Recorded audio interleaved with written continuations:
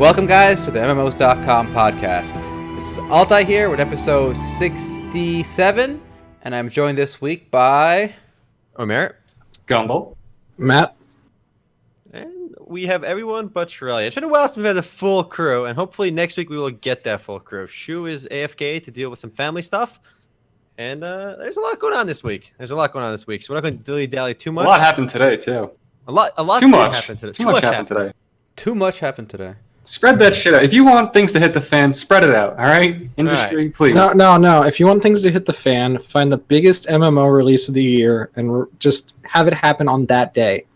All right, that's true. Then it just gets drowned.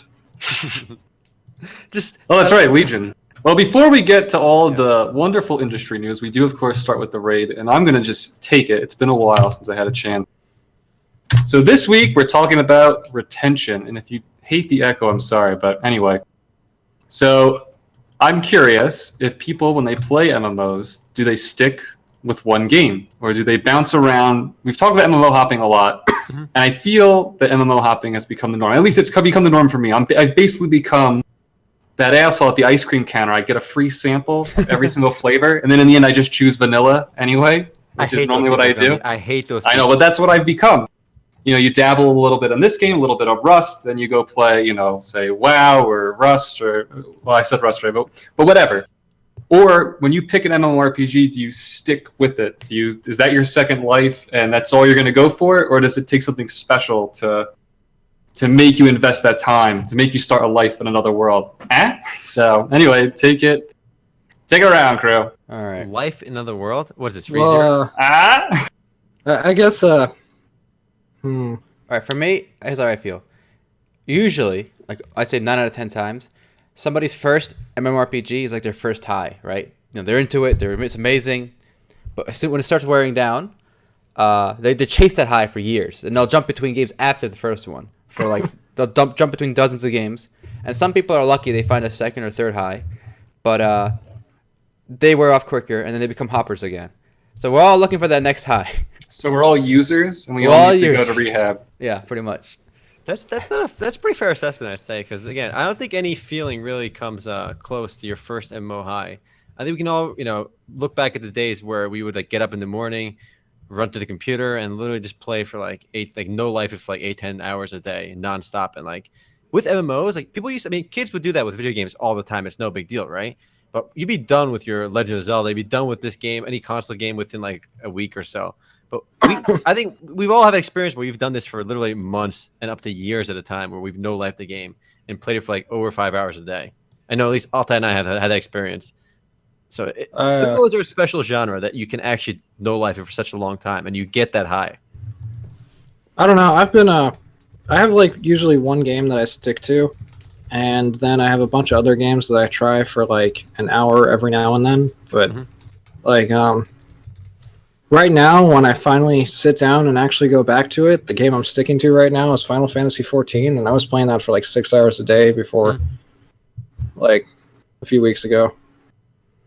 Then stuff happened. But then before that, I had Black Desert earlier this year. I played Link Realms before that, up to 10 hours a day for almost every day for a year. Before that, I played... I don't remember right now. Then a decent amount of WoW before that, and then Clan Lord before that. So, it's just a cycle. It comes back around eventually. It's not really any specific game. It's just whatever happens to be interesting at the time. But it seems like an issue today with a lot of MMO gamers is they're having difficulty of sticking to one MMO. And I think it's because we have so many options. It's just so easy to jump around. Lately, I've been playing FF14.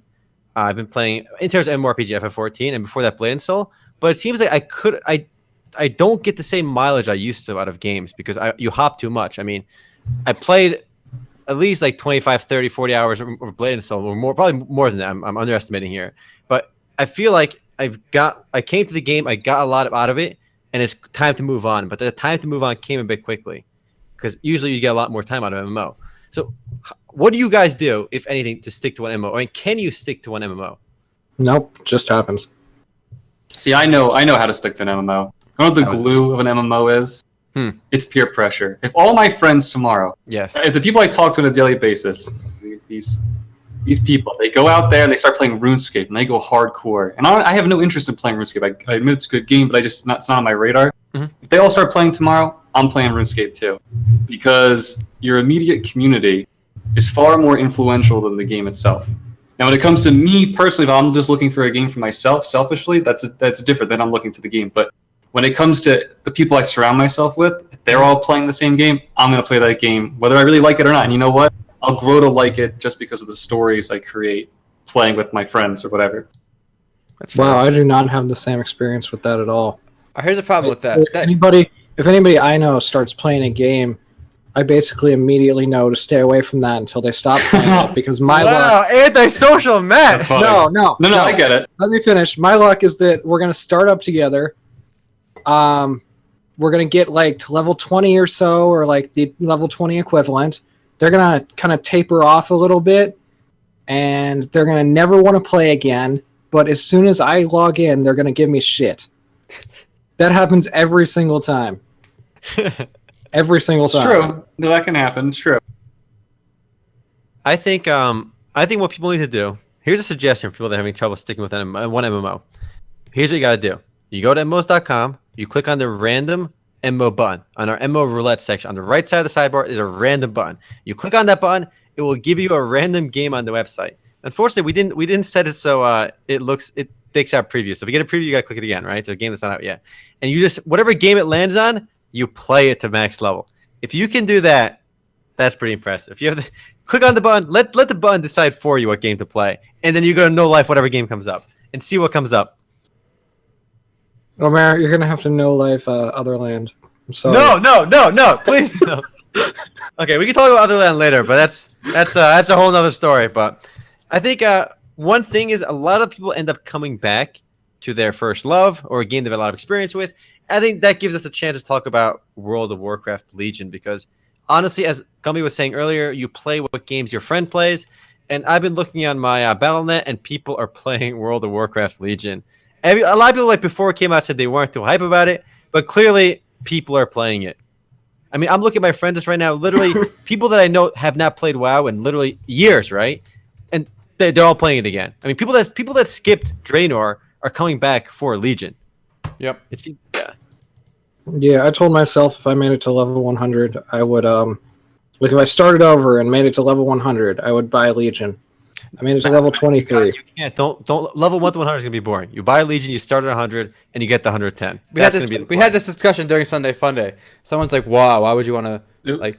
And then Matt's Matt's giving me and Matt was giving me shit about not playing games. No, I'm giving you shit. I made it to level 23, and then Final Fantasy 14. The reason you switch to Final Fantasy 14 so quickly, I'm not saying you wouldn't have picked it either way, is you made the mistake, and it is a mistake to level from 1 to 100.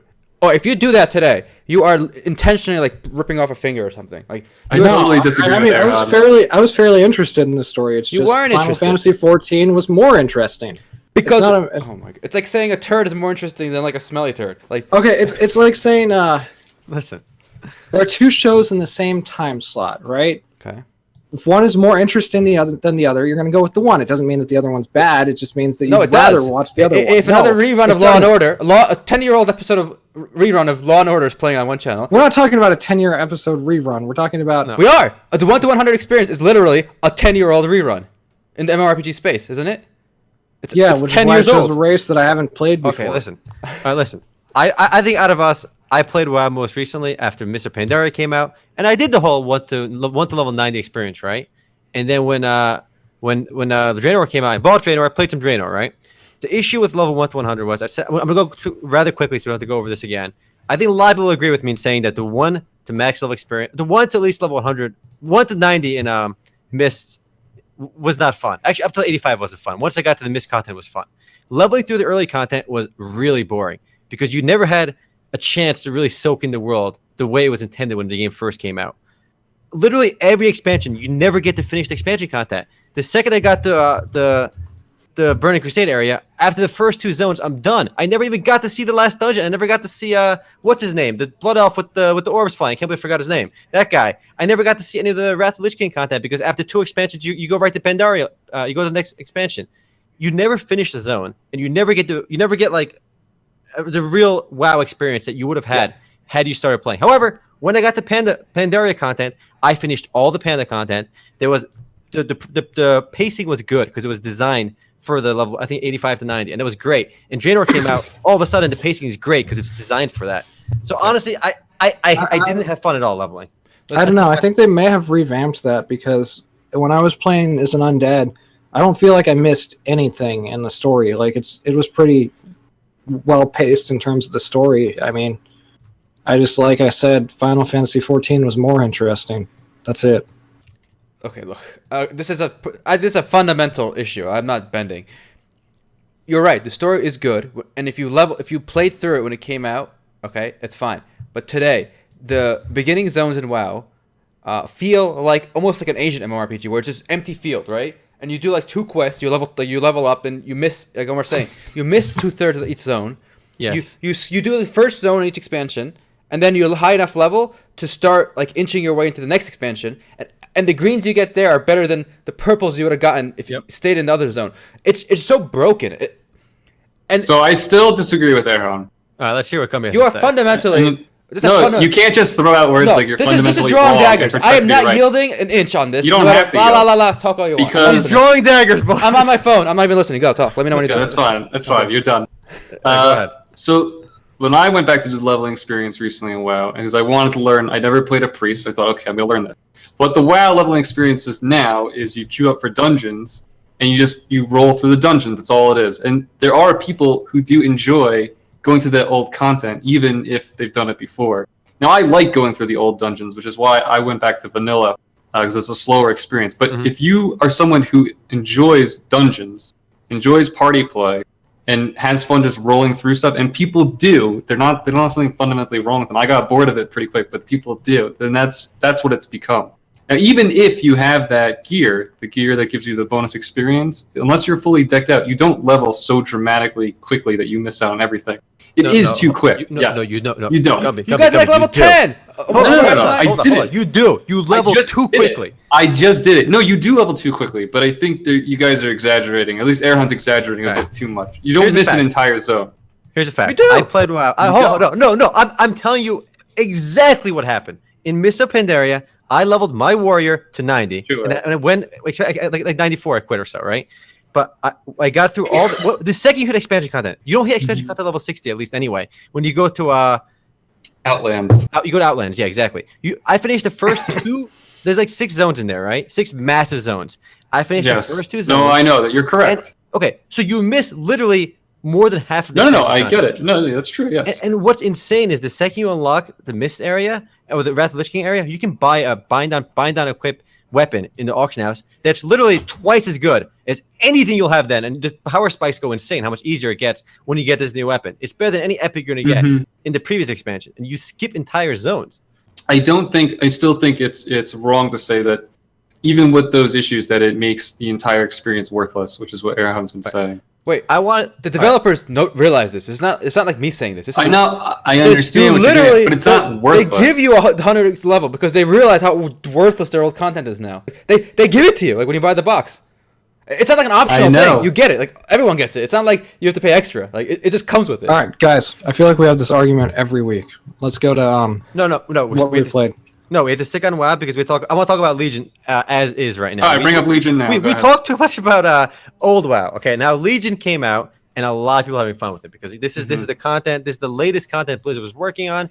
And interestingly enough, I think one of the designers at Blizzard actually specifically said that the team that's working on WoW is bigger now than it ever was. I mean, they have. I know Altai was. I don't know if he was serious saying, "Oh, WoW's got the B team." No, they have all their efforts on WoW because WoW is such a big franchise. It's actually making like the most money for Blizzard, even out of Overwatch being a new game. They have the biggest team working on it now, and this is actually they all say it was the biggest expansion launch in WoW, in WoW's history in terms of pure content you're going to get. And almost unanimously, people seem to be having fun with it, and it's the launch's been really smooth too. Whereas Draenor had some server issues. Pandaria was a good launch too. I remember because I played it right when that came out. But they're saying there's almost there's been no hiccups in terms of launch, which is pretty impressive considering how big WoW is. And it's someone's already hit level cap. Oh, yep, I'm not surprised. 5.5 hours, somebody hit the level cap. That's insane. The fact that people can do it. But they pulled off like we've seen so many big companies just fail at launching expansions and even new games. Like even free to play games that don't have the same scope that WoW has, just like have issues on launch day. It becomes unplayable. And Diablo 3, oh my god! I know I watched Altai. I was there. Gummy did it too. I watched Altai as he was playing Diablo 3 on launch day. Altai was like, it was a complete utter disaster. Log in. Just wait 6 hours to log in. But Blizzard learned clearly from their mistakes, and it was a seamless launch. People are And here's what Blizzard did right this time, and I think they might do it in the future. The launch was today, right? Mm-hmm. But it kind of felt like it started like 30 days ago. They kind of eased people back in with those events, like the invasion events and stuff. I think you could preload it, pre-buy it. You could make a Demon Hunter or whatever ahead of time if you pre-bought it, pre-purchased it. Things like that. So they really kind of like tiered it so that it wouldn't be like a massive flood in one day. They kind of opened the spigot over the past month. And they actually they made a few really smart decisions too with the way it was set up. Because once you get to the new content, when you're level 100, you actually have to the first few missions you do in the new areas are all like solo instanced. And once you do those, it kind of drops you off. Like everyone's quest kind of branches them away from each other. And everyone can choose which area they want to start in, because the way it's set up again is that the zones can be done in any order you want. And it kind of separates the player base, segments the player base in different areas. So not everyone is cluster fucking the same spot and making it unplayable. So it's always divided in multiple zones. And because of that too, people can do in whatever order they want.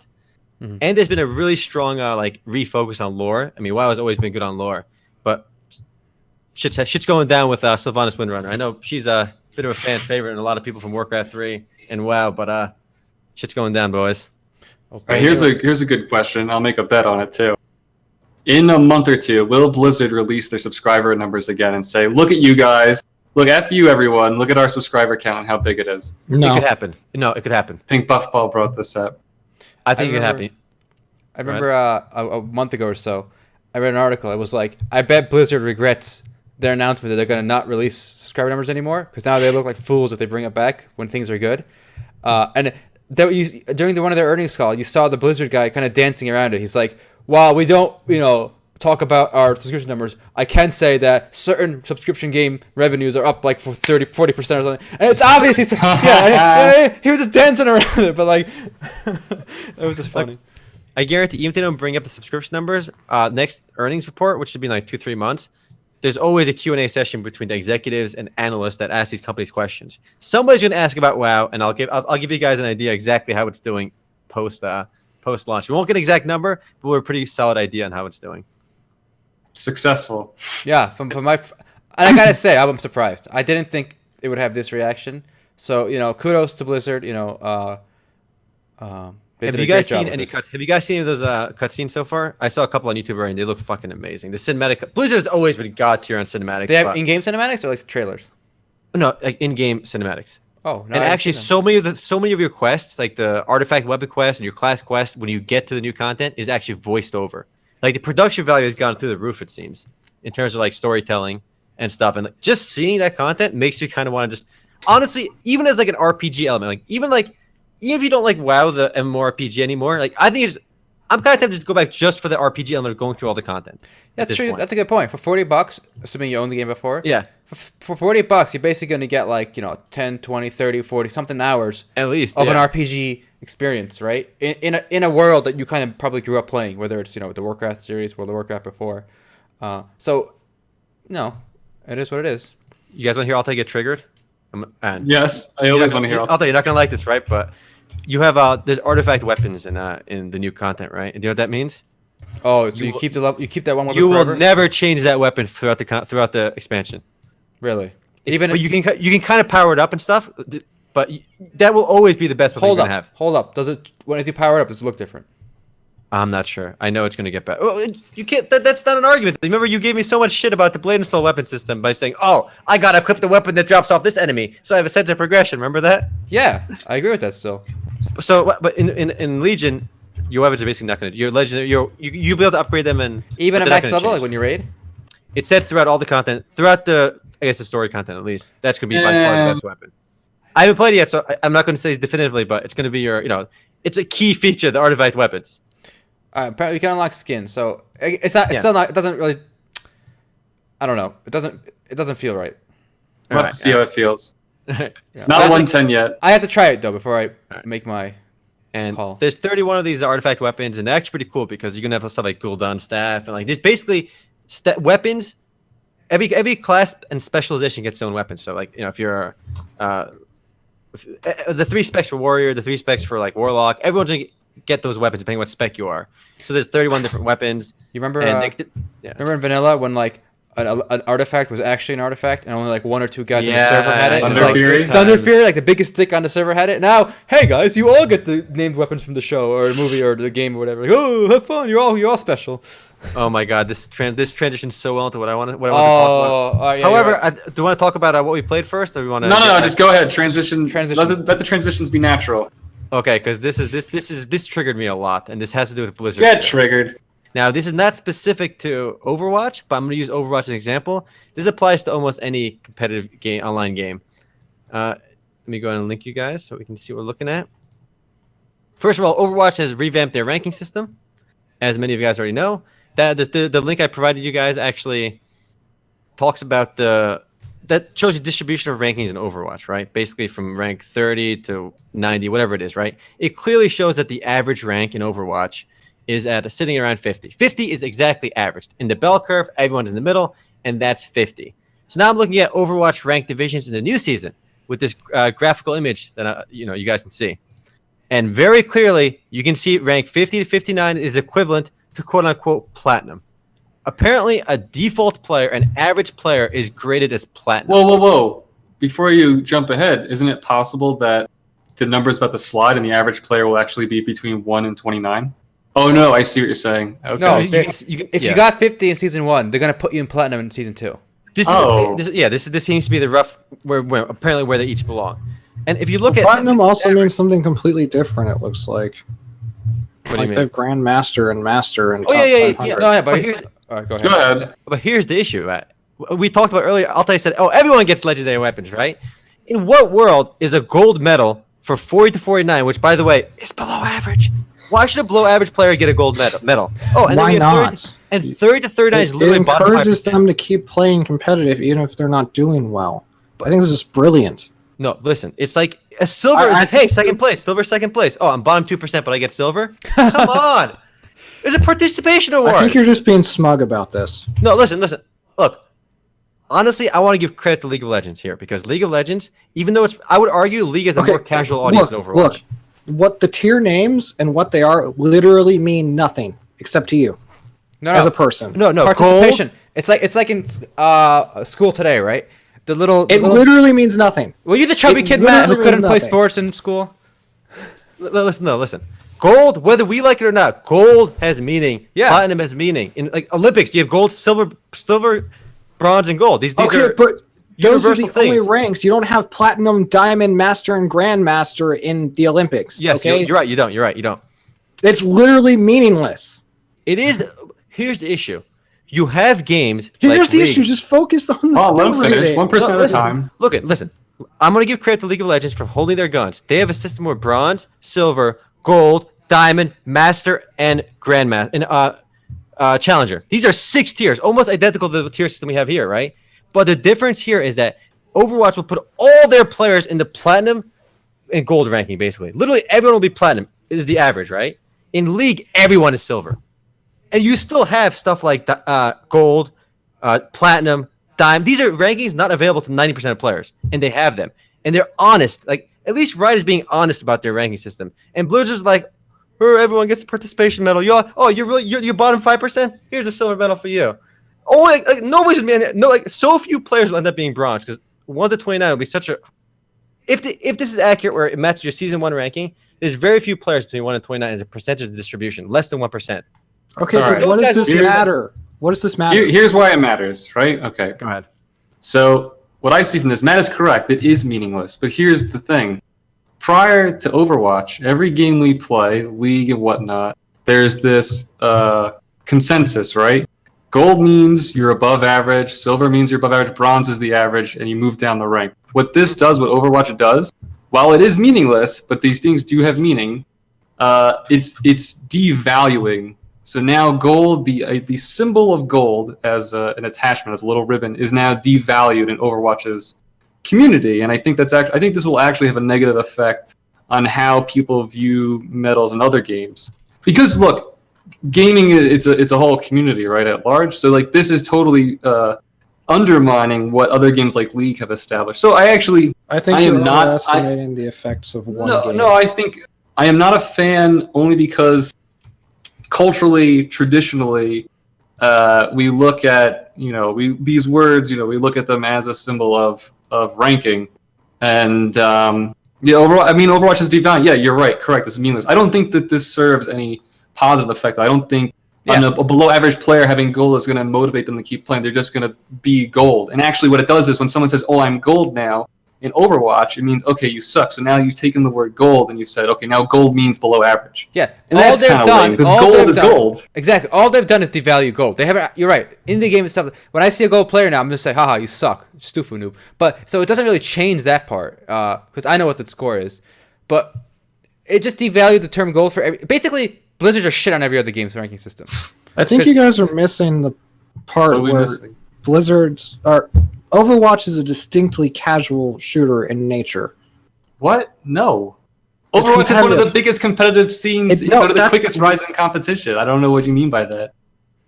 Okay, but here's the thing. You can play a casual game competitively, but it has a casual orientation. It's made for a wide audience. It has an appealing style. It's easy to pick up and play. And as far as MOBAs go, League of Legends is fairly casual. Yes, it is. I agree. Oh, okay. So... As a casual-oriented game, why does that matter?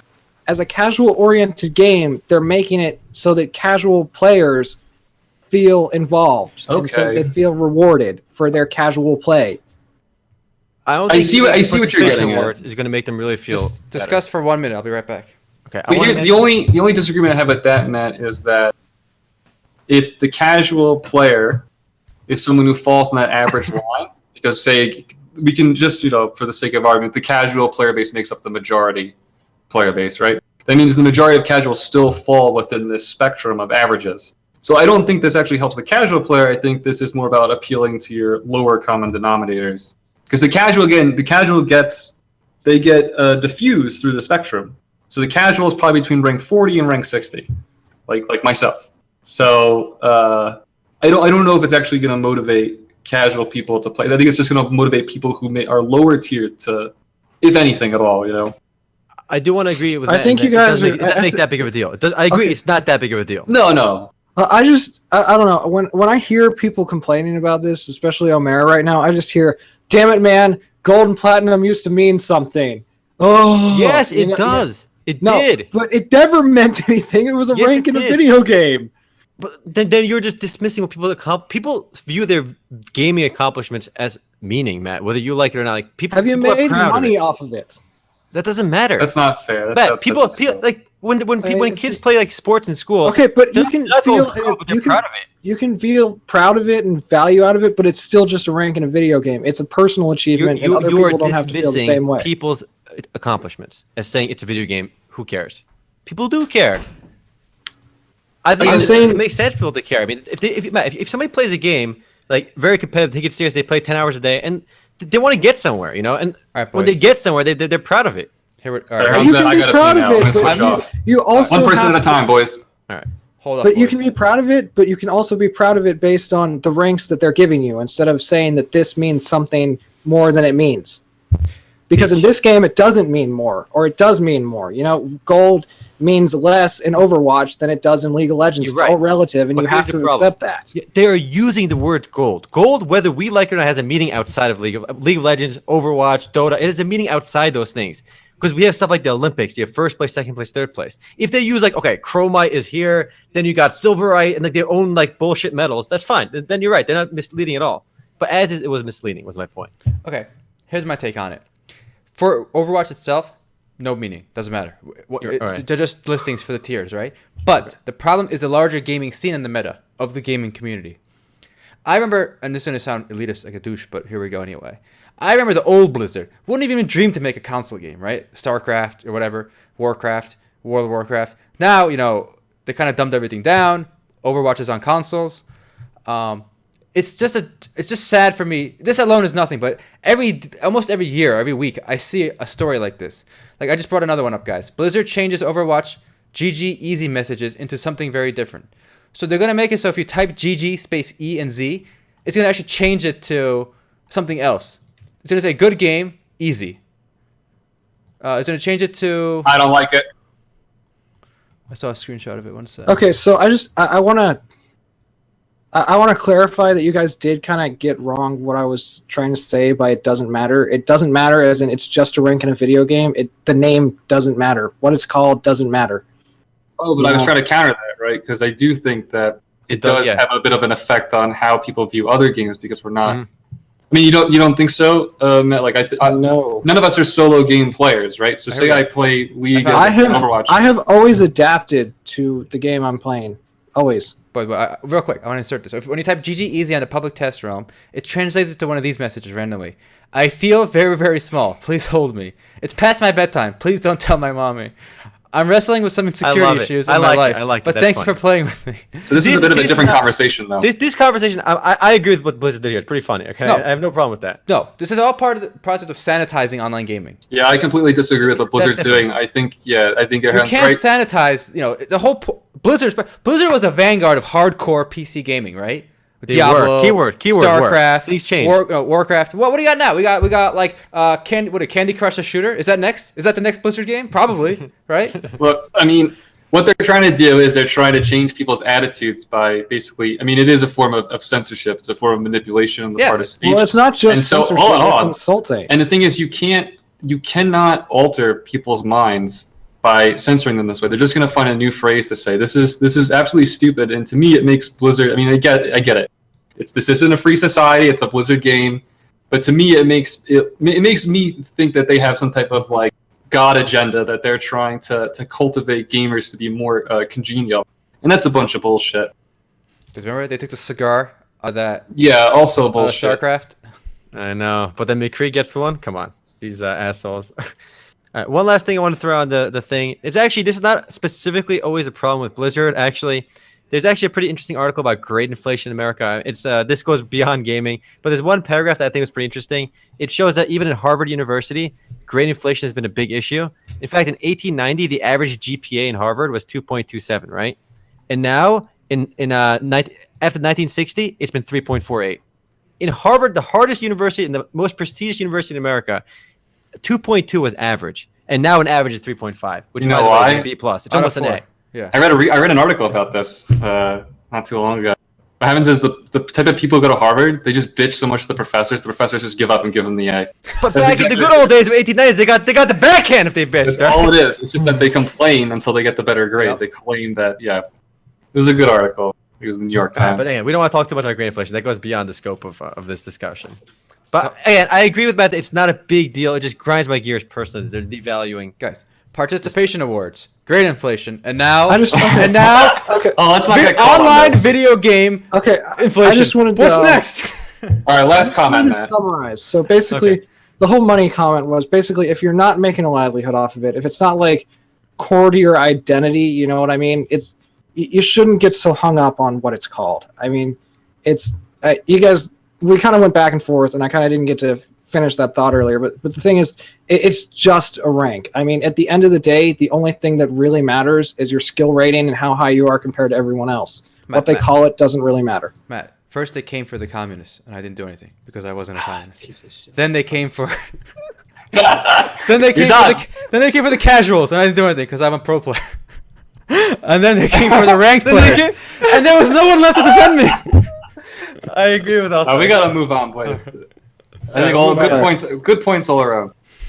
I think we need to actually bring up a piece of news real quick because it's a pretty fun one. It involves a MMORPG that was supposed to be the chosen one, and it was supposed to be the chosen. It was supposed to be the chosen one. No, it was WoW. Come on, that's the only chosen one. No, there's only one chosen one, the one, and that is WoW. Okay. Well, this was supposed to compete with WoW because actually someone who helped develop Vanilla WoW helped create this one. And today, I'm going to read my title. It quietly faded into the abyss. No, I'm talking, of course, about FireFall, an MMORPG many of you may remember. It's been around for a while. created by Red 5 Studios. Today, the login servers, and the website, and actually the Red 5 Studios site, just all decided to go off. Someone flipped the switch. It's all turned off. This follows. Last month there was a bit of news. Pretty much, it was suggested that the website's back. No way, it's back. The website at FireFall 5 Studios. It's back. Oh my god! Very interesting. It's a live development. It came back as the podcast started. However, guys, I can answer this. It's an interesting story. Keep going. They hosted the servers for the game and the web servers on the same computers. The and servers they all died in a mysterious fire. All the servers. They all died in a mysterious fire. Go ahead, Gumbo, because I don't know. I'm totally baffled now. I'm flabbergasted. I'll take it. Take it away, please. Oh, no! Oh, shit! Oh, shit! It can't be, can it? Oh, no. Today was just... I'm joking, but if this is real, what if Mark Kern really did buy it, and today they were transferring all the assets over to Mark Kern? Oh, no, not going to happen. Too quick, yeah. And maybe an announcement.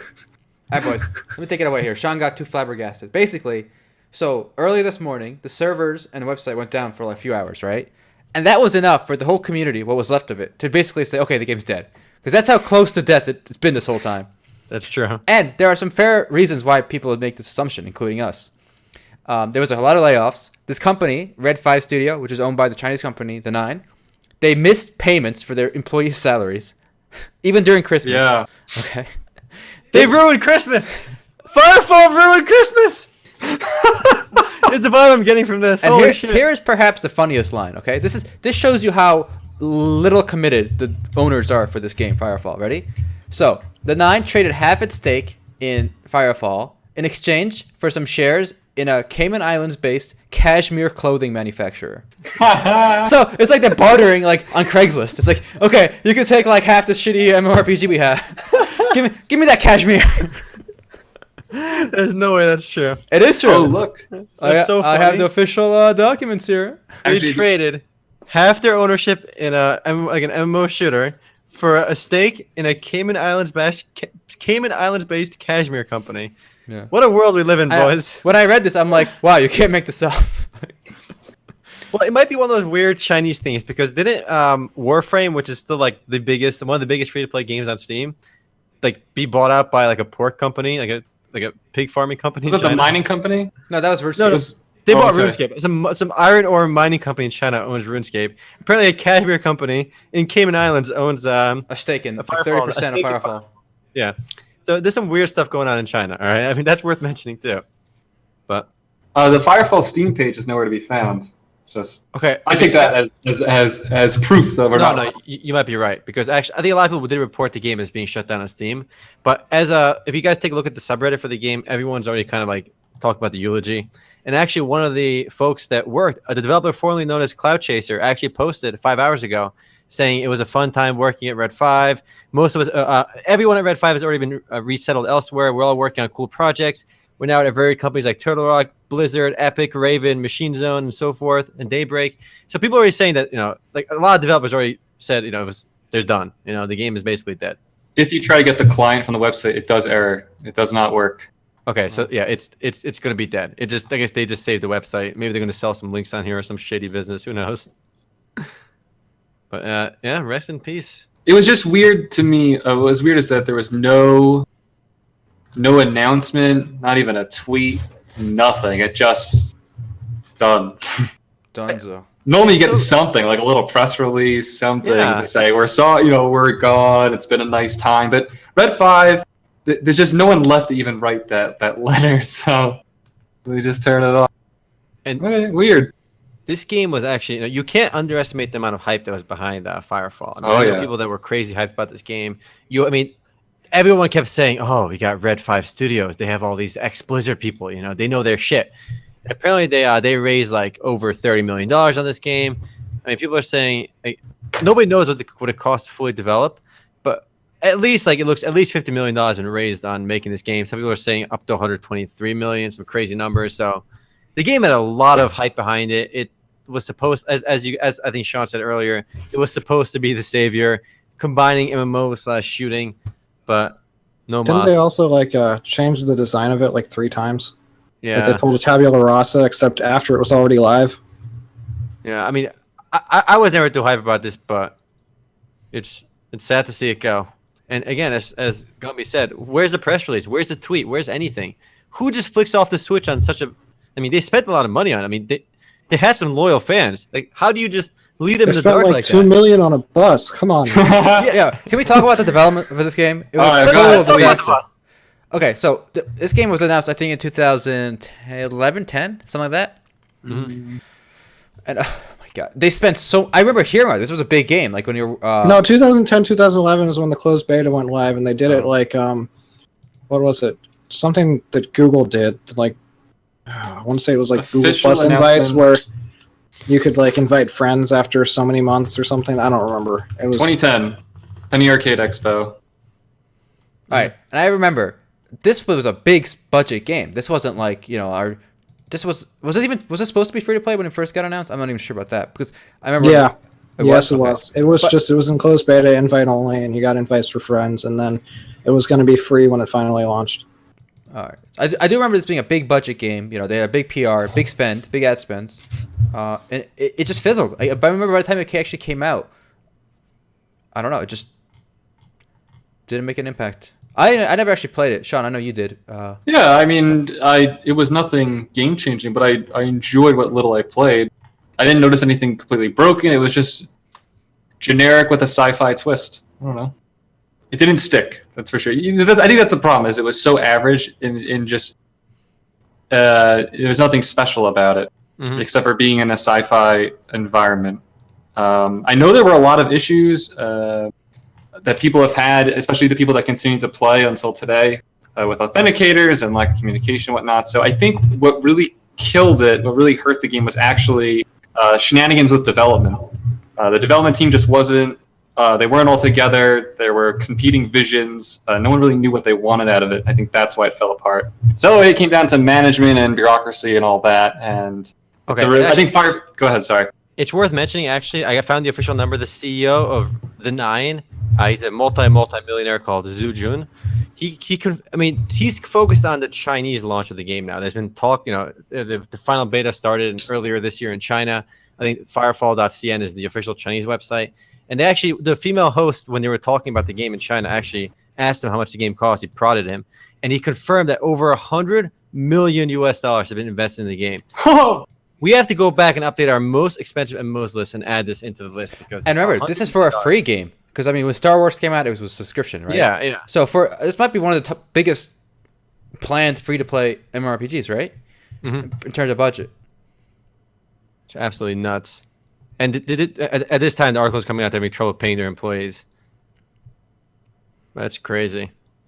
I just want to know where all that money went. I mean, like, what the hell could you have possibly blown it on other than More that buses. bus? More buses. A legion of buses to tour the country. Actually, I think was The Nine the same publisher of Rift? Because I know they hired like this basketball player. They paid like what's his name? No, that was Shan the Game, somebody else. But Tryon spent a lot of Tryon or the publisher in China paid like all these basketball players to endorse Rift. Like I play Rift, and it's so obviously fake. I thought it was The Nine, but it wasn't. Oh, you mean like the old WoW commercials? Yeah, but for Rift. Yeah, that's rest in pepperoni, FireFall. Maybe it'll do well in China. Who knows? Maybe that Cashmere company will be worth a lot of money. No and way. Nine's gonna make a lot of money. Right. There's no way it's gonna do well in China. It was designed for a Western Unless they audience. completely redeveloped it. Yeah. Yeah. Here's a fun fact, guys. Do you know where the term the Nine, like the company, do you know where they got their name, or why they named it that? No, Omar. No. You know? Please enlighten us. Enlighten us. All right, so I was actually curious about this. So I went to their homepage, the About section, because the Nine, like what? Is it like 9 people? Is it like 9 family members or something? 9 businessmen who made it? But apparently it refers to online culture being the 9th art now, with the other being painting, sculpture, architecture, literature, music, dance, drama, and movie, and now MMORPGs. That's a pretty intense name. I like it. They're pretty intense. It's the 9th art form, apparently. I like that a lot. I would, but I do like it.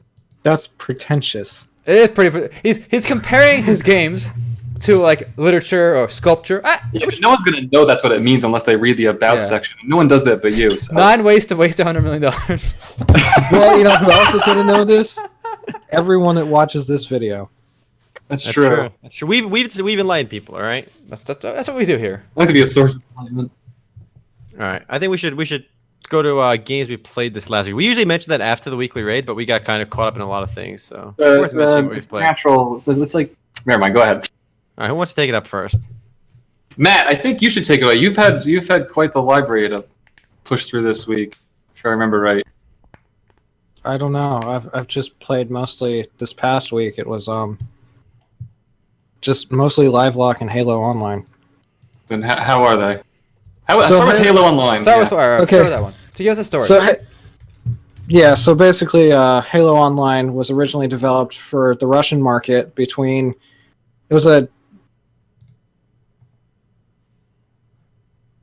that word is escaping me.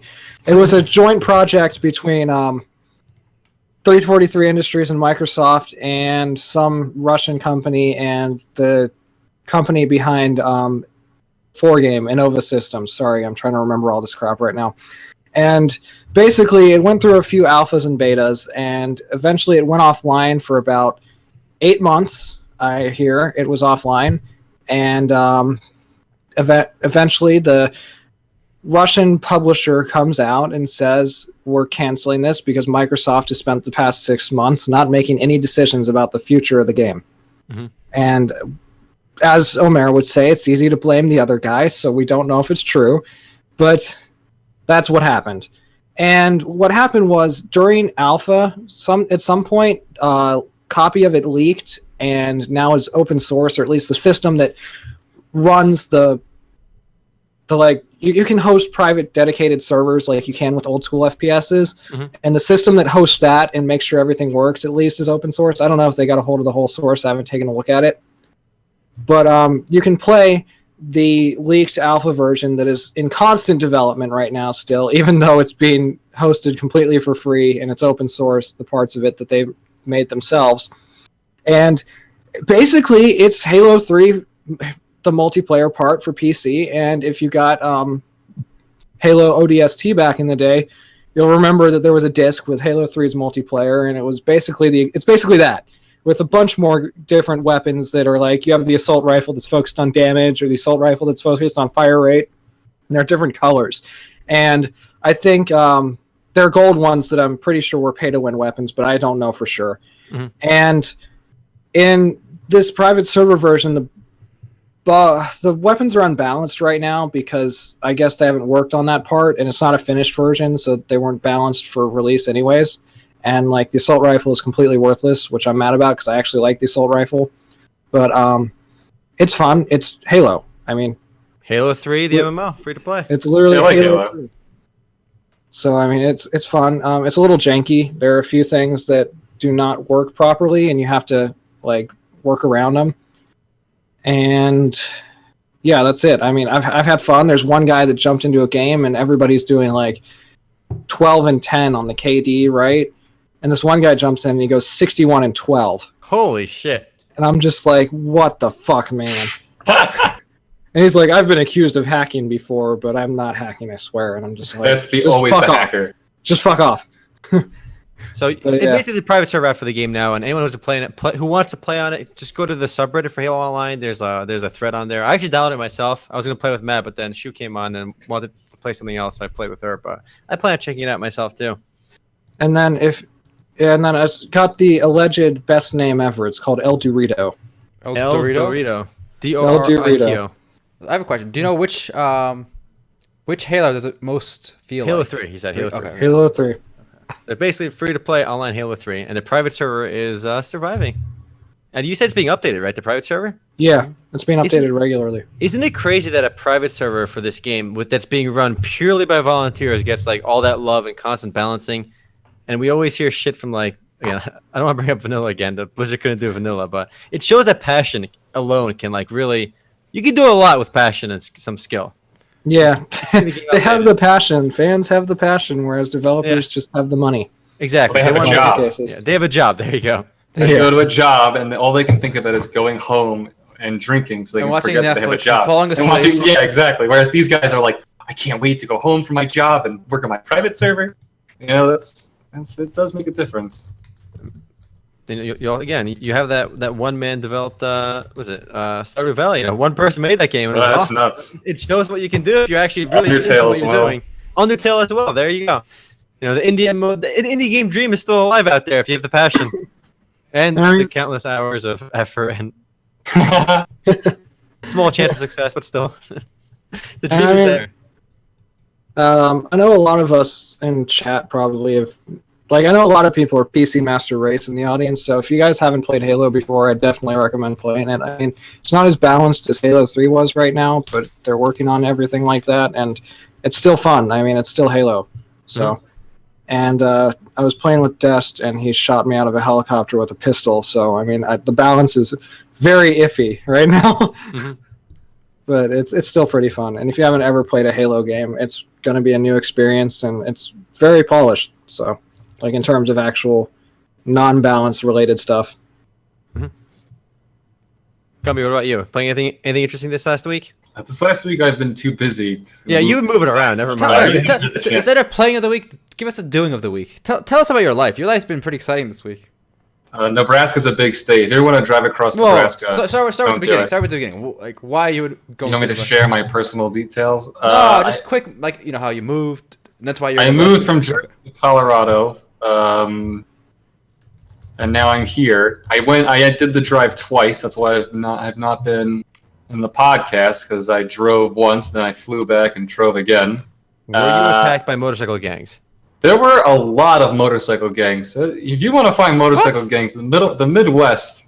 No, I'm kidding. There are a lot of people on motorcycles, though. I don't know. It wasn't that interesting. It rained a lot. There was really no interest. I don't know. No stories for us. No. Colorado is a beautiful state. The Rockies are gorgeous. Everybody here is far more fit than me. They're all 80 years old and climbing up mountains. And I don't know. That's it. That was my stuff. That's all that's happened to me. I'll sum it up for Gumby. He moved there because it's legalized weed. All right, that's the reason he's there. That is not the reason I moved here. 100% he's there. I will say I've seen more people who look like I've seen more Deadheads, Grateful Dead fans, and white kids with dreadlocks than ever before in my life. They all congregate here, so it is pretty funny. All right. Yeah, that's it though. Omer and Matt, go ahead. I know Alta and I have been playing a lot of Faeria this last week because I was gonna play more. I played some of 14, not enough because my cousins were over these last 2 weeks and they're finally gone, so I have back to my normal schedule. But Faeria, I have to admit it, guys. A good game came out of Kickstarter. I mean, there's been a few, and this is a CCG, not tech. I mean, we still call it MMO, right? But it's a CCG, and so I guess you can say a good MMO came out of Kickstarter. We had Faeria, which is I didn't actually know that. So Faeria came from Kickstarter. Yes, I know. I'm like the anti-Kickstarter guy here, but they raised $94,000 on Kickstarter, and it's actually made by a Belgium company. Who knew Belgium made games? I mean, I thought they were just exclusively all about that chocolate, but yeah. It's a game that my brother and I have been playing a decent amount of. I streamed it a couple times. I know a few of the viewers on here, Sokka's been streaming it as well. Shu's been playing it like crazy. Her brother's been playing it. I mean, it's spreading. We're spreading the love of Faeria. It's just a Hearthstone-esque game with a bit more complexity and depth. I actually liked it because it reminded me of Magic the Gathering. Because you have the land types, desert, lake, forest, mountain. So it was way more fun for me than Hearthstone was. I felt like I was in control more. I had more options and choices and paths to take. So I'm really enjoying it. Keep playing this one. One thing that's funny is you never want to commit to something, right? Because if you look at the Kickstarter page, they said pay to win is for suckers, right? And our game's gonna cost money, and then nobody can pay to win, right? Because they thought the whole paying for cards was like a no-go, and you can't do it. So they said we're not about that pay to win. That's why we're charging money. And all of a sudden, they're like, wait a minute, they relaunched this free to play. The game cost money at first, now it's free to play. But what I love is that you can buy booster packs. You get cards pretty quickly by playing the missions, unlocking currency, all that jazz, right? What I love is that if you pay $50 in one shot, you unlock all the cards. Hearthstone will never do that because they make so much money off the booster packs. But it's a smaller indie company. They can do this, differentiate themselves. And I like that business model. You have the free to play. You can get all the cards slowly on your own. You can even buy packs individually if you want, or you just pay the $50 one shot, bada bing, bada boom. You get everything for yourself. I like that. Yep. I like that option. Yeah, they say no microtransaction, no free to play. The only way to grow your collection is to play. That was the original pertinent agreement when they made the Kickstarter, and they backpedaled on that pretty quickly. Well, not quickly because it went free to play just I think last week. But yeah, it's a fun game. If you like Hearthstone, I say check it out. Another distinct feature I want to point out is you get an arena run for free every single day. You get it's a smaller arena run, I think up to 6 wins or 2 losses, but you get one of those every single day. And I think one of the most fun aspects of Hearthstone for me was arena runs. In order to get arena runs, you got to do quests. But whereas in Faeria, you get them for free. So people log in just do their arena run, and you get to build that new deck, run through it. It's a lot of fun. But yeah, props to Faeria. Had me hooked for this last week. As the resident TCG expert who hasn't played Hearthstone, maybe I'll check it out. Yeah, there you go. Come here. Have you played Magic, Yu-Gi-Oh, like any? Yeah, I played everything but Hearthstone. How do you play? Did you play Scrolls? Yeah. Well, actually, it's true. You got me. I haven't played Scrolls either. That's fair. Oh my, Matt, have you played Hearthstone? Yeah. Okay, at least I got you because I know Altai barely played. I think I played it. Okay, so I played Hearthstone for like 3 hours, and I played in like the ranked mode. And because I was at the bottom of the ranks, I just played with the Shaman deck, like the default Shaman deck. Yeah. I won every single match I played, and I quit. Okay, well, how am I the only one here that's played Hearthstone like decently? And I only play like probably 50 to 100 hours, but I feel like I got my fill out of Hearthstone in that time. But it's a big game. Hearthstone makes like $10 million a month, something crazy. So they're making bank. Friends of mine play every single week, and that's when I mute. I just leave the channel because they just start talking about Hearthstone. Maybe they'll talk about something else. Maybe they'll start talking about Furia next week. You never know. Maybe. Talk about Furia. I mean, Furcadia? Yeah. I want to sneak in one thing before we move to I think Altai brought up news, put an article about the South Korean game industry, but it's kind of related to that too. So this will lead into it. If you look at Game Tricks, we talked about this I think a few weeks ago that Overwatch since their launch has been dominating South Korean internet cafes. The data has swiftly changed now. The honeymoon for Overwatch, I think, in South Korea is over. League of Legends is back on top at 27% versus 25%. And I think that lead is going to go right back to League. I think South Korea loves them their league. I think you're right. I think there's a lot of promotion going on by Blizzard, so that's kind of starting to fade. That's why. So that people were saying it's going to be the next big thing, guaranteed. Look at the Korean data. It's such a big played game. Korea is big on esports. They love Overwatch. And all of a sudden, all roads lead back to League, it looks like. I think Overwatch is casual confirmed. I think Blizzard killed themselves by having this interim between seasons. It's not a big interim. I think it makes a big difference because I don't even want to play in quick play. I think that hurt them. Wow. I'm just going to say that's factors hard. I'm just saying, I think it does. I think it hurts them. They shouldn't have such a delay. Well, I quit playing for like a week while I was away, and I haven't played since. We'll see. I'm curious because they release charts consistently. So if we can get a chart after that first week of season 2, I'm curious. We'll see where it jumps. We'll see if it jumps. If it has a little jump, I'm going to go ahead and say it will. I'll tell you. You put an article up on. You mentioned the Financial Times. I believe that author says Sean Sullivan. That does say Sean. I'll let Sean take this one. Wait, Erhan did an article. What is this? Except I couldn't read the Financial Times article, so maybe Erhan can fill in the gaps. All right, this guy doesn't know how to use Google News. All right, that's all I'll say. You gotta Google the name of an article you want to read if it's behind a paywall. When you're in the rush to do stuff, all right, you don't have time to go to Google News. That's what it comes down to. Give us your summary, and I'll fill in if there's any gaps. Basically, the Financial Times reported that the heyday of South Korean games exports due to development and monetization expertise is now over. Basically signaling that South Korean gaming as an industry is in decline due to increased competition and just not having games that capture the market like they used to. And this was reported by Financial Times. So go ahead, Aaron. Why don't you fill in the details there for us? And since you are you read through the whole article. First, I'll show you how to access an article. All right, ready? Oh my god! So you get the name here. The name of this one is. This is good for everyone, honestly. If you want to read, if you find like an article that's interesting, it's behind a paywall, and a bunch of news sites do that for whatever reason. So you paste an URL here. Paste and search. All right, let me see this. Okay, we go to news. Okay, you see how it says Financial Times? You click that. Oh, look at that. We can read the article. Can you just RSS this too? What? I don't think so. No, you got to go to Google News. So right, then here we are. Now we got some beautiful charts going on. Let's see the charts. All right, go ahead. Now give us the deets. Okay, the deets is, as we all know, South Korea was dominating the world with their. They were first on the scene with things like free to play, with microtransaction for PC games. They were really up there with MMORPGs since the beginning. Mir 2, things like that. We made the biggest games in China for years and years and years. Ragnarok, global sensation. Maple Story, global sensation. Mm-hmm. But they have not made the transition to mobile well. Top mobile games, and even the top non-MMORPG games, which are now the top games, are things like League of Legends from America, owned by China, and Overwatch, owned by America. And the homegrown games are just dying. They're not innovating. And it's not from lack of trying. They're trying mobile games. Nexon makes a lot of mobile games now. They don't have a single major like top 10 hit yet. Yeah, that's true. So that's basically what the article goes into.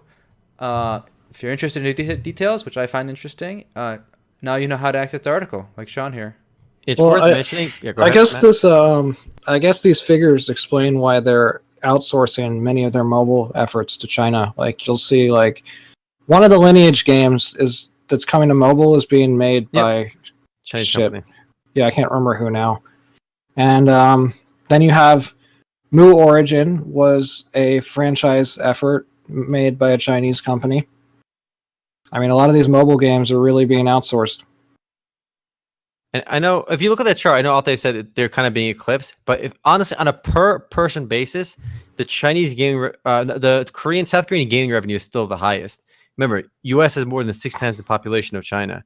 Yet, if you multiply the number by 6, the number is huge for South Korea. So on a per person basis, their numbers are still great. And they still have games like DFO, but again, it's kind of big because of China. You have a game like Crossfire. So Crossfire and DFO alone, they're both Korean developed games, and number 2 and 3 on our list of highest revenue generating online PC games. See, what I hear when I hear average revenue per user is that they don't have an aversion to paying for things that they play for 100 hours a month like we Americans do. That's true. Same with Japan. They're much more likely to pay for free-to-play stuff. I think it's worth pointing out too, along with this article, is just how many other countries have kind of risen up and solidified themselves in the market, especially Russia, who I think does a great job. Wargaming and My.com. My.com is Russian, right? Yeah. So they both got a nice solid foot in the industry. Isn't My.com owned by Mail.ru? Yeah, they're Russian. Yeah.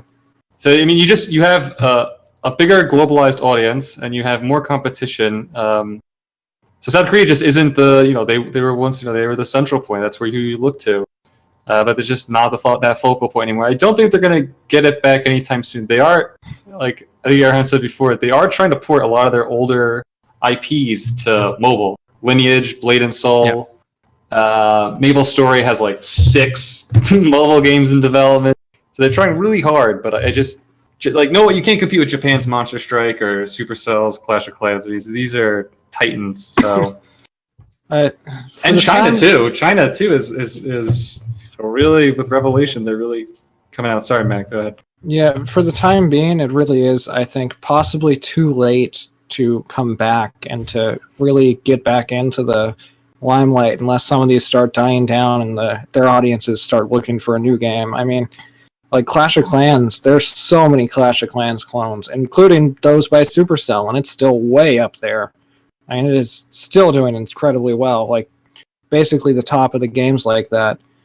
And I mean, I guess in Altai's perfect world, they would switch out again and some other country would take over, but it really does show that it is a bit too late in the mobile arena to really grab hold of a market and really run with it unless you're Pokemon. Unless you make a new genre. Again, I don't think it's going to be hard. Or unless you're Pokemon. No.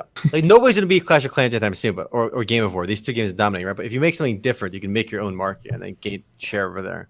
Well, you still have to do that with the assumption that there is a market for it that's as large as these other ones. You make your own market. The issue is unlearning old ways. And the article said something about one of the executives at like NCSoft or Nexon, one of those. He said our expertise with these like high-end networked MMORPGs for PC is actually hurting us because their design philosophy, their like way of developing is set for that, and that doesn't work today with mobile. So they have to unlearn and then relearn.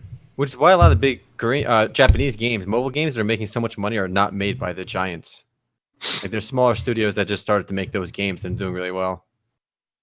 And now you see like Square Enix with Mobius Final Fantasy trying to do one of those typical types of games, but they have an almost Final Fantasy 13 like combat system, and It's a little weird. It has really nice graphics, but I don't know how it feels overall. All right. Also, showing the page for Revelation Online. And worth mentioning that they did release their Founder Pack stuff. The one thing I thought was pretty funny on here, the game is closed beta starts in October sometime. As Matt said earlier, they couldn't decide when in October. Just October was the month. If you scroll down for the $90 Founders Pack at the bottom, look at that exclusive flying mount you get at the bottom. That is the best Founders Pack award right there. Just look at that cat. Does that cat make you want to spend $90? You know what this reminds me of? Gintama. But I don't think that cat was flying. But correct me. It might have been. If you guys saw Gintama. I have not seen Gintama, even though it's pretty well rated. There's like a girl who's really strong, and she rides a giant cat like that. This is a pretty hype game, though. I mean, we talked about it, I think, last week or the week before. But, I mean, I'm going to give it a try. Graphics. The cool thing about this game was a seamless world. Again, I mentioned that you're going to have like the old school Lineage 2 style world where there's no zoning. It's a massive, massive world. So I'm looking forward to at least seeing that again in a modern MMORPG. So many new games kind of segment the player base in the smaller areas that you zone in between. So it'll be a nice touch with the Revelation. We'll see how that does. So I think, Omar, you were the one who did the hype me up for this, right? No, It was me. Oh, no. For Revelation? Never mind. Nice try, Gumby. Sneak in. Sorry, I was trying to sneak in. I'm sorry. Are you hyped? Are you hyped? You're gonna buy the deluxe pack, right? Because you're so hyped. 100. No, I'm gonna play when it's free to play. I was kind of interested passively in this. Like, I'm not gonna go out and like actively try to get in the closed beta. Like, I've put my email into their little forum. Me too. Revelation Online. Yeah. If anyone is listening out there, we'll do a video, Sunday Fun Day, or like a beta, whatever, video. If you guys send us all deluxe packs. We want deluxe packs. Anyways, it's gotta be deluxe. I was sort of interested, but then when I heard you could switch between action combat and tab targeting, that just kind of tapered off for me. It's doing the whole like try combat system camera thing, as we saw. I wasn't okay with that. And then like, it's different with a game like Eloa. It's still clunky, but like Eloa, it's just 3 different fighting styles. With this, it's like 3 different types of control, and it's something's going to come out on top for every one of the classes, and it's just not worth having the other ones, you know? Mm-hmm. Like, if you want to go with action combat, you have to go with action combat. You can't do action combat with tab targeting mechanics, in my opinion. Like, it has to really be made for it to feel like it's action combat. Otherwise, it just feels like you're pointlessly clicking the buttons just because it says you need to. All right, before we switch, you got to show this 15-second clip. This is called Revelation Online Logic. This was on RMRPG. I love RMRPG sometimes. Some quality links on there. Put the volume up. Put the volume up. All right, I'll start over. Oh, no, I won't start it over. You're fine. Okay, she's falling with some... Did not see that coming. That's so good. Is that real? The sound effect was added, I think. It's pretty It's a perfect dive. But the fact that she didn't like fall into the water, she's just right at the top. It's just a little, you know. all right. She would get the Grandmaster medal. She wouldn't get a gold because she's much better than average. At Matt's Olympics, she would get Grandmaster. All right, if anyone's curious, I'll drop the link in there. But let's take it this week to the hype me of the week, and we have a pretty hype game this week that probably doesn't require too much hyping. So Gumby, his job is made quite easy this week. But thankfully. Sean just has to say the name and he's done. Okay. Let's start. Bring on the applause. Done. Next. All right, hype me, Gumby. Hype me. So basically, the reason why we're bringing this up is that since none of us can read Korean or have Korean socials, we all look to Steparu. Many of you may know Steparu. And a lot of information has come out, so we decided to just kind of gleam over it, maybe provide some details. So if you don't know, and you kind of probably should, Lost Ark is an upcoming fantasy. It actually is an MMORPG. So if you guys didn't know, it's not an action RPG. It's an MMORPG. It's going to be published by Smilegate, who also publishes Crossfire. We've talked about it a lot since a 20-minute video came out from G-Star 2014, which I think we all agreed was just this epic trailer because it just showed up so much. Basically, the game... to start off, you're going to have 4 archetypes. So you launch the game, you're going to pick between 4 archetypes. You get your warrior, fighter, gunner, magician, and as you play the game, you'll get to advance to new classes later on. So without going into too much detail there, so there is an advancement system. You will specify how you want to play the archetypes. If you're a warrior, be a berserker, warlord. We've all heard this before. The main thing I'm pretty excited about for this is how cinematic it's trying to be. It basically wants to be the Michael Bay of video games. You actually have something called cinematic dungeons. So as you roll through, say you're in a war, people attacking, say, a fortress. You'll have to perform different tasks that advance, the attack, and as you do so, it'll cut to these little cinematic sequences that try and develop a narrative and push you forward. And what's most interesting is how the camera angle in the game and as you play will actually change, not too dramatically, in order to emphasize what's going on the ground. So sometimes you'll be looking down at your character, sometimes you'll be looking at it at more of a 45-degree angle in order to try and push it. The entire game isn't like that. But it's just an interesting way to create narrative. There was one dungeon where, if you guys have seen The Hobbit, you're rolling through with a party. You're all doing, they're automated sequences. You're not doing it yourself, but you see all the goblins pop out of the woodwork as you're rolling through. So it is interesting that they're trying to do that. They're not trying to just be like a run-of-the-mill act like Devillion. They're trying to stand out. As you play the game, you do quests. It's going to be like Blade and Soul or Tree of Savior, so it's not an open world. You'll take on quests that you've already done before. You'll complete all the quests, move on to the next area. So you are locked. It's not going to be hallways, but it will be similar to Tree of Savior. So you start one area, you move on to the next, and that's pretty much it. But the whole point, of course, is to get to end game. And what I like about Lost Ark, I think the most, is just how many different ways you can pursue endgame gear once you've reached the level cap. So instead of just having raids or dungeons and stuff, you're going to have hidden dungeon scrolls, a Tower of Infinity, Guardian raids, field bosses, world bosses. So there's just so many different ways you can go about gearing up. So you can just roll through like a normal dungeon, party 4, I believe. You could do raids, and you can also take on, world bosses. And I love world bosses.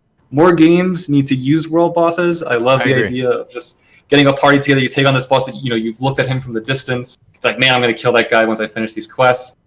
What's also, I find, there is also PvP in the game. It's going to be arena-based, so it's more like Blade and Soul. You'll basically pick between 3v3 or free-for-all. No clue. I feel like free-for-all is just going to be a total chaos. I don't know how that would work, but it's basically a 3v3 arena. You queue from town, roll through, and there is an elo, and there's also ranks. So you can just do PvP if you want. Stapar report, he thinks there is gear equalization, so gear won't play as much of a role. You'll all be in the same. I think we've talked about that before. Basically, I Lost Ark, I think what its best feature is that there's this huge variety in environments, very flashy skills, and so many different ways to pursue that endgame gear. So so they're really emphasizing the different paths you can take to try and max yourself out. Now the game is likely going to be free to play. A business model has not been decided upon, but as far as I know, there isn't any type of weird enchanting in the game. So there's, according to Staparo, that it shouldn't open too many avenues for pay to win. Of course, we'll have to wait and see. Yeah. One interesting aspect is as you, after I finish this sentence, go for it. As you increase, like you do something to increase your stats, you will have to negotiate. So like maybe something will give you +3 attack, but it'll take away 3 attack speed. So I like that. I like the idea that it's not just bonus. But go ahead, Matt. I was just going to clarify that someone on the development team has gone on record saying that they know that a lot of people in the West and other areas want like a subscription model, but they are leaning towards free-to-play at this time, and they have promised that they don't want to do, like, they've said, not promised, they've said that they don't want a pay-to-win game. Yeah. Nobody comes out and says, I want to make a pay-to-win game. Nobody says that. No, but nobody says that they don't want to make it pay-to-win usually, unless they're like some Western company that's trying to appeal to the Western audience and the anti-pay-to-win crowd. Again, they can say whatever. See. Okay, I will say one small disappointment, I guess you can say. I have a wariness, that I have with the game so far. Is after watching a few videos, it seems a little slower than I would prefer. Like the game. Yeah. And I guess that matches the MMORPG genre more than maybe the action RPG that we were kind of hoping or assuming the game was trying to go for. That's what I assumed. They're trying to simulate the 24 frames per second of the classic cinematographic experience. Deep. Let me be clear, though. There is, from what I understand, most of these bosses aren't going to be like WildStar raid fights. They're going to be more like big sponges that you just have to you dodge a preset of attacks and you just keep moving around them until you wheedle them down till 0 health. And yeah, cinematic bosses sound great in theory, but what I keep thinking of is like platformers from the late 90s and early 2000s. I mean, Sonic. Just any of them, but they're all very, very simple mechanically, and they have very simple patterns, and it's not exactly what I want to see in MMO. I don't mind this. Like, I'm watching this boss video right here. I don't mind this because this kind of reminds me of like Diablo, right? The bosses are just basically sponges. But again, that matches the ARPG feel more than MMORPG. So I was hoping for more of a hybrid. This boss could be like pretty early on too. Yeah, Keep that in mind. You know, let's not, let's start judging this boss fight. No, I'm saying cinematic bosses, like the cinematic dungeon. The problem with having a boss that sits on the edge like that is that it almost definitely confirms that it's going to be a very simple fight. I don't mind that. Like, remember Yeez or whatever? Yeez boss fights were pretty, they had the same rotation, but they were fun. You had to learn them though. Yeah, I don't mind that. All right. I want to say one issue. This boss fight looks awful, guys in chat. I agree. But this could be pretty early on. This could be super early on. Let's not, this could be like. No, I'm not saying that. I'm just saying that one that we're watching right now looks boring as all hell. All right, but when you say boring, it's pretty default. It looks typical for like an action RPG. Typical. Early action RPG like mini boss. I thought that was like a whole boss. Also, I want to say, do you think a problem with Lost Ark already is the game is getting too much hype? Because very few games get like this much hype going into it. Like, I feel like too much hype could hurt a game. I feel like I did not know that there was an action RPG audience that was still this big, considering how underplayed the entire genre has been. But Path of Exile has been pretty huge. Diablo 3 has done well. I mean, as a whole, though, the genre has basically disappeared. I think some free to play ones like Devilian have been like so big disappointments. But I think Path of Exile and Diablo 3 have been pretty big enough to show the genre is still there. I don't know. My biggest concern is that with all this cinematic content and all this really polished content, there's not going to be that much. That's my concern. From what I've gathered after my very brief research, I think it's more there's a lot of variety, and I think they're banking on that variety being what keeps you playing long term. I mean, there are, what did I count? 6 different ways to go about getting geared up at end game, rather than just say this normal path is like 2 ways, PvP or dungeons. So I think that's interesting. I think you're right though. Maybe that there will be some polishing issues. One thing to point out, I guess I didn't mention. I'm saying that because they have so much polish and so much cinematic, they've put so much effort into all of it. The environments, the way everything looks, and I'm just worried there's not going to be a lot of it. Are you saying it's too polished, Matt? I'm saying it might. Yeah, what you're saying.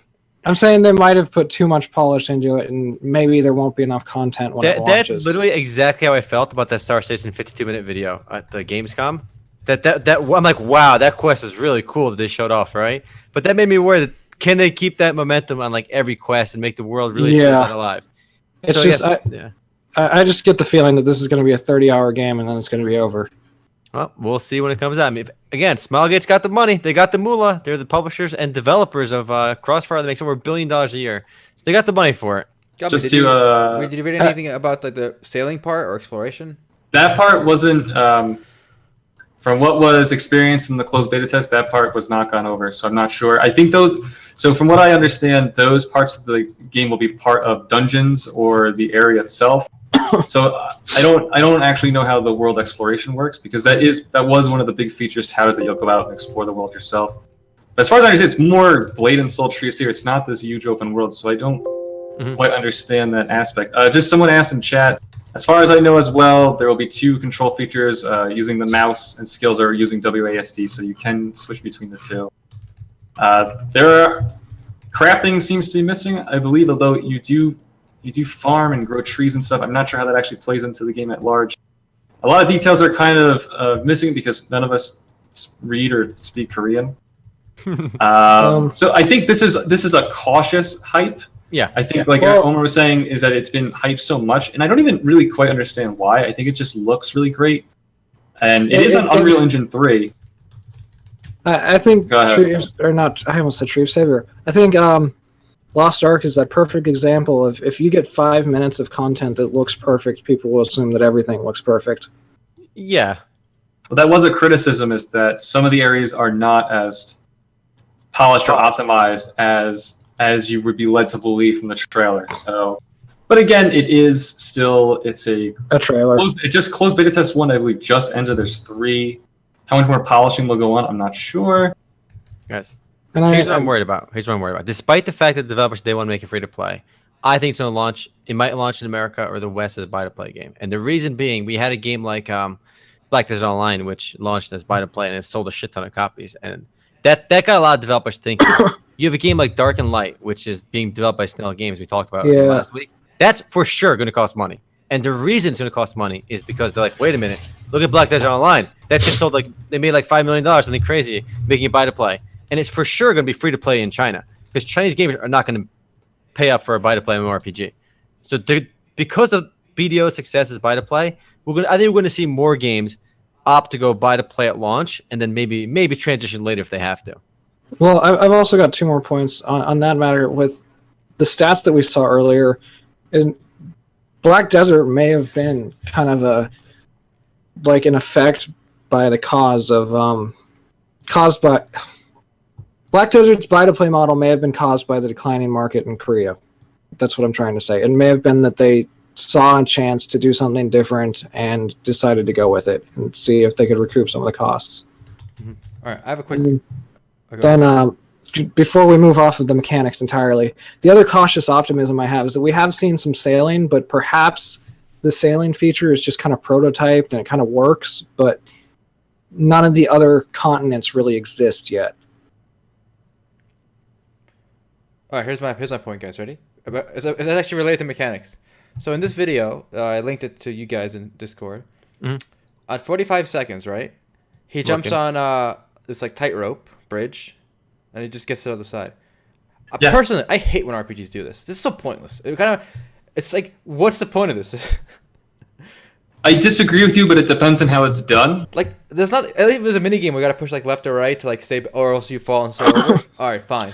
Well, see, this is like when I watched the Final Fantasy VII remake trailer, and they have Cloud just crouch and go under like some random little passage through what looks like rubble. You know what I mean? And it's just like, why do I have to do this? Why couldn't you just make it a slight bit taller and you just walk through it? You know, right. I'm gonna disagree. Why do you have to crouch and walk really slowly? I'm with Matt. I'm going to disagree. My disagreement is the reason why you have these moments is one for environmental context. It's there. I mean, sometimes it's not done right. Don't get me wrong. Sometimes there's no point. But in a lot of instances, when you do have that, it's about establishing context for your own personal narrative. Oh, here's where I am. This is a cliff face. This falls into some empty abyss, and I know where I am. It's about world building. If you just had nothing, it was just a path. The world it doesn't have the same flavor. But that's a false choice. I'm not saying don't have anything. I'm saying do it, but do one, maybe fewer of them, and make it more impactful. Like, for example, you got to push left and right. Yeah, I don't think you need to have that or left you and fall. right. No, that's okay. What's going to happen if you fall, though? Like you go back to town or something. I don't know. Whatever. That's just an example, but Aaron, I don't think you need to always have a fully interactive experience. I disagree too with Altai.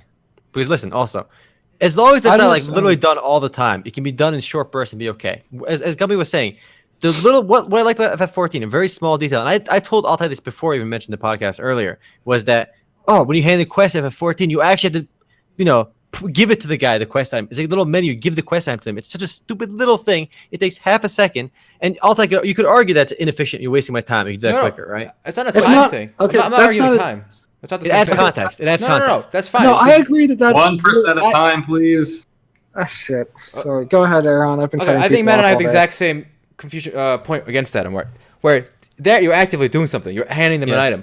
But when I go to the end of a tightrope and I click go to other side and I watch my guy, whoa, it's so exciting. He's about to fall. JK, there's no interaction. You just get to the other side. That's not the same thing as you physically handing it over. It is world building because actually the environment you're in. I would argue you helping my cause. No, but example, you're dragging it in. What I was going to say that. Go ahead.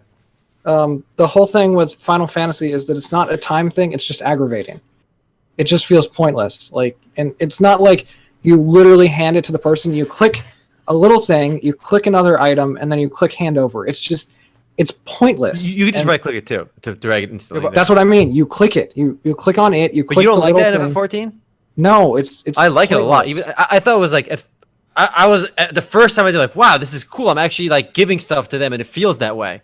And this How? is my It's first a rodeo in meme. an MMO. I thought it was cool. Oh, Right, you guys How- are arguing specifics, but Well, this was supposed to be an abstract. Yeah. How But anyways, my problem with mechanics like the tightrope is that it intentionally makes your character move slower for a period of time that it doesn't really have any effect on anything. exactly. But it does. No, Doesn't.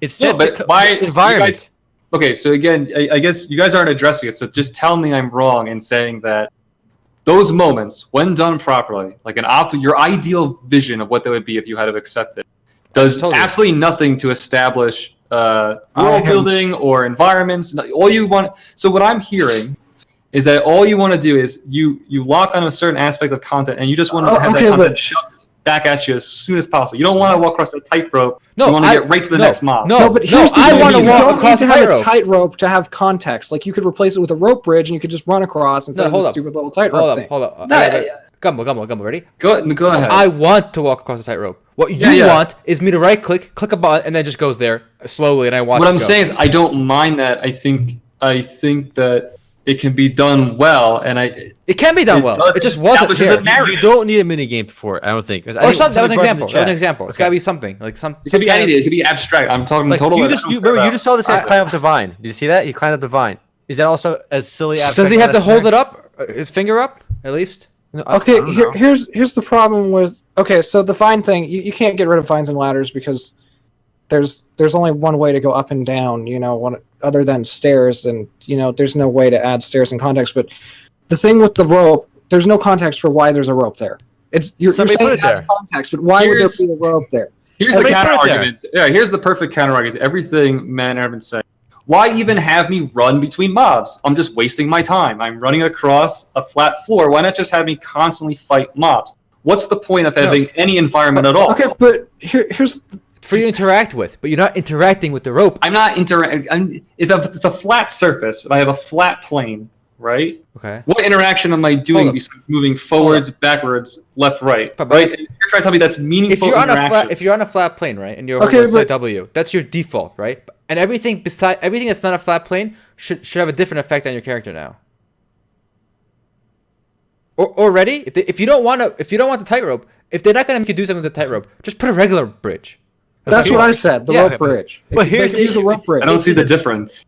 The difference is that you don't have this thing where you automatically move. You're actively moving across. I'm automatically rope moving like a bridges- robot anyway when I go across the rope bridge. It's but just you're not. another You're actually I am. clicking. That No, you- I can only if move all in these- one all direction. these I can things- only move left to right. It's still an autonomous experience on my Right. part. If this context is is important, that then the clicking system is doing important. it and that I'm not doing it. That's the only difference. It's still an autonomous Okay, interaction. but my major point though is my problem with Lost Ark is that it seems to want to bring back a lot of mechanics from old school platformers. That's what I'm seeing with this. All right. Well, I don't have a problem with Lost Ark. I'm looking forward to playing it. The game's not out yet. I can't have a problem with the game that's not out yet. Oh, it's a Star Citizen. Arrgh, no, I'm kidding. These kind of But, things always bother me in RPGs. I don't know. Like, it's not just this tightrope. It's just in general. There's like these gimmicks like this. I really don't. I don't tight follow ropes. at all. If there was multiple tight ropes and it just seems stupid after No. a point, it's fine. No. You're right. I'm not saying this is a problem with Lost Ark. This might be the only tightrope in the whole game. I don't know. But I'm saying in general, in RPGs, when you have these stupid things where it's like, click X to hoverboard. And like, oh, cool, I get the hoverboard. I push X, I just watch my guy float for All right, I got one last argument for this. And then I'm Make done. it I'll quick. shut We're up. done. We've been on this issue Real for a quick, little bit. the reason why you have those moments is that it's a moment of reflection, right? It's a moment it's of not. reflection. Yes, it Yes, is. it is. It's just like It can be. Stop interrupting! Oh my god! It's just like in film. Don't even try. Don't diss this by calling it pretentious. In film or in any art form, you have moments where you're supposed to take a moment. It's a moment of silence. It's an interim, and the idea is to reflect on the process and the experience that's been going on. When you're going across that tightrope autonomously, it allows your brain to process what's been going on and what you've been doing. If it's just constant action, you're no different than an autoplay system in a Chinese browser game. You're it. making I don't think crazy anybody arguments. Yeah. on the That is not development crazy. team goes Altai into isn't this. saying. Altai is not saying what you. He's not saying you should be constantly You're fighting. putting words in my mouth with the. I don't think anybody went into this saying we should put a tightrope in there for a moment of reflection. I think they went into that saying this would be cool because it looks cool. You don't know what they're thinking. I'm not trying to say what the intention is. I'm saying how it works. And most people do things without analyzing their intentions. That's totally different. All right, guys, you know what a good moment of reflection is? When you first go to the capital city and the music changes and you see the big gates in front of you and a drawbridge and it takes a while to walk there. That's your moment of reflection. Not I killed a mob, on the other side of the screen is another mob, but I gotta click cross rope and then watch my guy. You're arguing from specifics, so you're not saying anything. Guys, today we learned Lost Ark most controversial feature, the tightrope.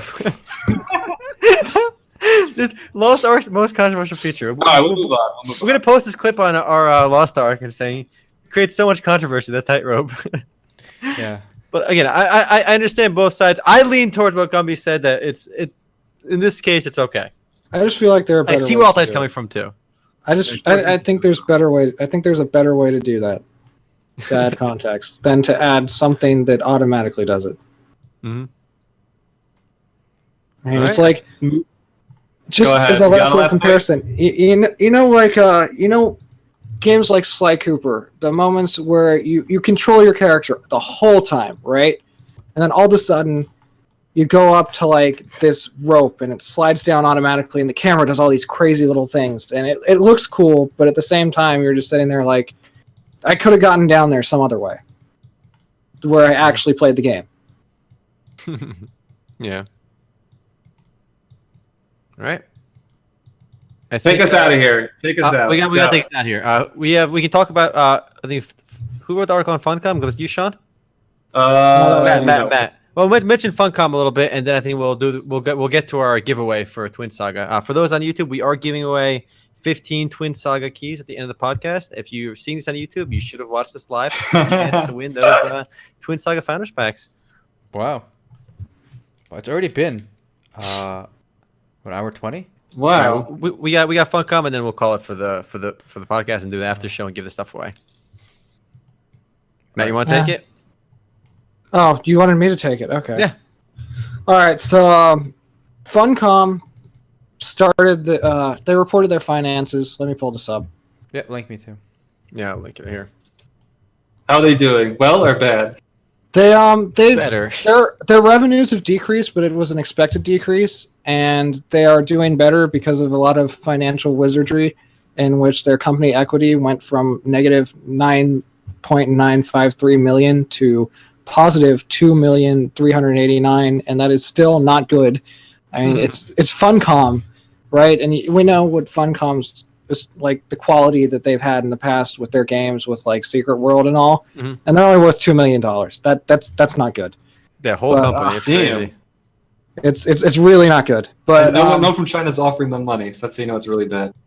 No Chinese mining companies offering to buy them, or Cashmere companies. No, they've had the Chinese mining companies. They've had the Chinese Cashmere companies. The next one is going to be a Chinese cow farm. Okay? We've had the pig farm, but not the cow farm yet, all right? The pig farm has invested in Warframe. Oh, there's already been a farm. Okay, so it has to be something weird then, like a fish farm. There you go. But it's funny, too, because keep in mind, remember, they specifically said that our revenues decreased following a quote-unquote gradual and expected decrease. That's a very way to soften the blow, you know? Oh, we made less money this year? Oh, that was expected. You know, it was gradual. It was expected. It's kind of interesting, though, because most of their titles are MMOs, but they're having a gradual decrease, but they've had a positive increase in, like, or they've had a positive, as they put it, a positive impact in reducing the game's slowly declining revenues in terms of Anarchy Online and Age of Conan by changing up the way their membership and stores work.